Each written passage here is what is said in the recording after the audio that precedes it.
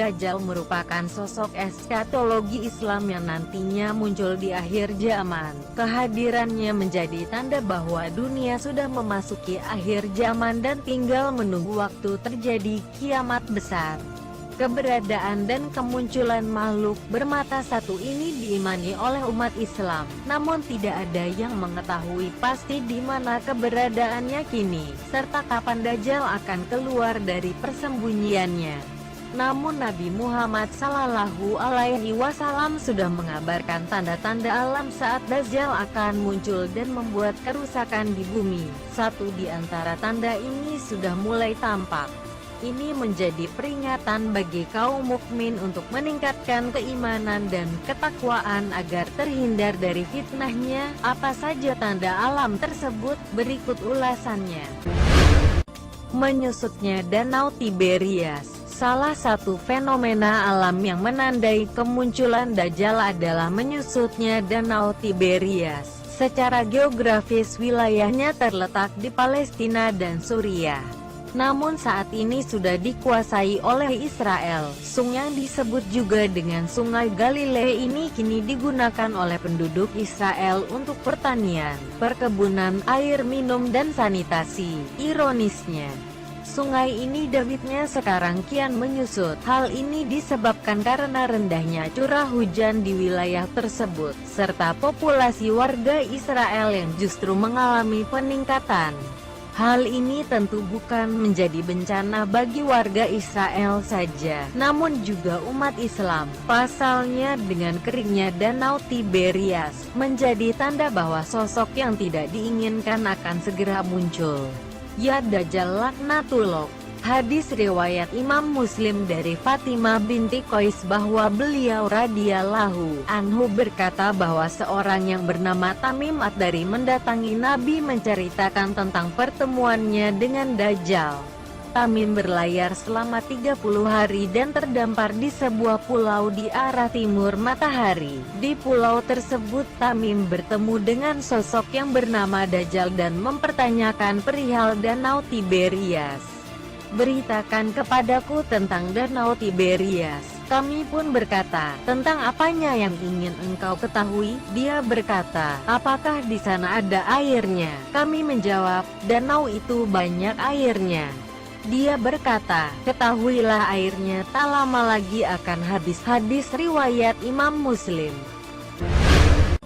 Terjadi kekeringan selama 3 tahun. Sebelum kemunculan Dajjal, peristiwa alam yang akan terjadi adalah kekeringan panjang 3 tahun sebelum kemunculannya. Allah Subhanahu wa Ta'ala akan menahan air dari langitnya. Kondisi ini terjadi secara bertahap, di mana pada tahun pertama Allah menahan sepertiga dari air hujannya. Pada tahun kedua, langit akan menahan 2/3 dari air hujannya, dan tahun ketiga, langit akan menahan air hujan semuanya. Tidak terbayangkan kondisi pada saat itu. Mengingat air merupakan sumber kehidupan makhluk hidup yang ada di bumi, Nabi Shallallahu Alaihi Wasallam bersabda, 3 tahun sebelum keluarnya Ad-Dajjal, langit akan menahan sepertiga dari air hujannya, dan bumi menahan sepertiga dari tumbuh-tumbuhannya. Pada tahun yang kedua, langit akan menahan 2/3 dari air hujannya, dan bumi akan menahan 2/3 dari tumbuh-tumbuhannya. Pada tahun yang ketiga, langit akan menahan air hujan semuanya, dan bumi juga akan menahan tumbuh-tumbuhan semuanya. Hadis riwayat Ahmad, dengan sanad laba sabihi. Tahap-tahap yang terjadi ini memperlihatkan bagaimana skema perubahan iklim yang terjadi di bumi. Namun, jika manusia biasa menyebutnya perubahan iklim, maka sebenarnya itu adalah kuasa Allah Subhanahu wa Ta'ala yang menahan rezeki berupa air.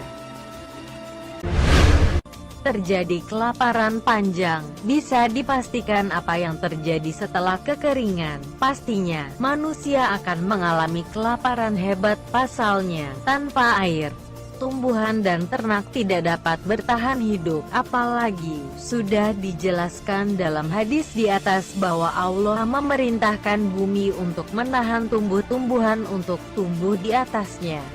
Sesungguhnya 3 tahun sebelum kemunculan Ad-Dajjal, di tahun pertama, langit menahan sepertiga air hujannya, bumi menahan sepertiga hasil tumbuhannya, dan di tahun kedua, langit menahan 2/3 air hujannya, dan bumi juga menahan 2/3 hasil tanamannya, dan di tahun ketiga langit menahan seluruh yang ada padanya, dan gitu pula bumi.